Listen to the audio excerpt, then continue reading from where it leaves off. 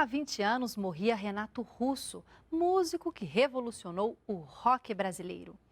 Um carioca que cantou Brasília nos seus versos e agitou a cena cultural daqui. Confira nesta reportagem especial de Ana Carina de Carvalho. Ela falou, você tem medo, Maria diz que tem medo é você. Uma carreira meteórica. De todos os seus pecados ele se arrependeu. Um dos maiores ícones que o país já conheceu. O coração dele pra ela só quis prometer. Compositor, poeta, músico, Renato Russo é carioca e só chegou a Brasília na adolescência. Logo virou o cabeça da turma de jovens que revolucionaria a cara do rock brasileiro. Tratava da turma de Brasília como a turma, né? Sempre entre aspas, né? TCH, né? Turma, né? E era uma coisa bem bacana, porque a música servia de liga para essas pessoas, né? Sua primeira banda foi o Aborto Elétrico, ao lado de Felipe Lemos e André Petróleos. Não durou muito. As brigas entre ele e Felipe eram constantes, mas a breve união deixou um legado. O Aborto foi a semente que deu origem à Legião Urbana, à Plebe Rude e ao Capital Inicial.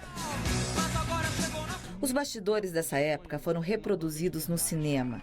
O filme Somos Tão Jovens mostra Renato como protagonista da primeira cena musical de Brasília. O personagem que eu faço, a maneira mais fácil de identificar ele hoje é como baterista do Capital Inicial. O Fê Lemos é o baterista do Capital Inicial. Que no início da sua formação, depois que ele voltou de Londres e uma temporada com a família, já escutava muito punk rock, etc. Ele conheceu o Renato Russo, que ainda era o Renato Manfredini Júnior, numa festa aqui em Brasília, dessas festas na casa de uma pessoa, e, enfim, festas improvisadas, né? E aí eles formaram o Aborto Elétrico. E Renato Russo continua muito vivo aqui em Brasília. Seja por suas músicas, pela poesia que deixou, falando sempre da cidade. E aqui onde morou nessa quadra, passou muitos anos da sua adolescência com os amigos, falando de música em um quarto aqui nesse prédio. Isso porque também Renato tinha um problema nos ossos, o que dificultava a locomoção. 2 anos depois da mudança da família de Renato para Brasília, ele foi diagnosticado com uma doença óssea, que o obrigou a ficar 6 meses imobilizado. Intelectualmente inquieto, o jovem Manfredini mergulhou nos livros, filmes e músicas dos seus ídolos do punk rock. Sonhava em trabalhar com a arte em suas diversas formas, na poesia, na música, no cinema. Um desses desejos só foi concretizado anos após a sua morte, com uma obra na telona.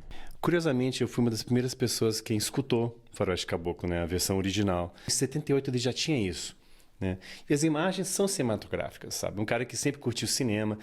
No quarto do Renato tinha fotos assim, sobrepostos de tudo, né? Assim, que vai sei lá, de Twig até um filme do Godard. Viveu para ver isso acontecer.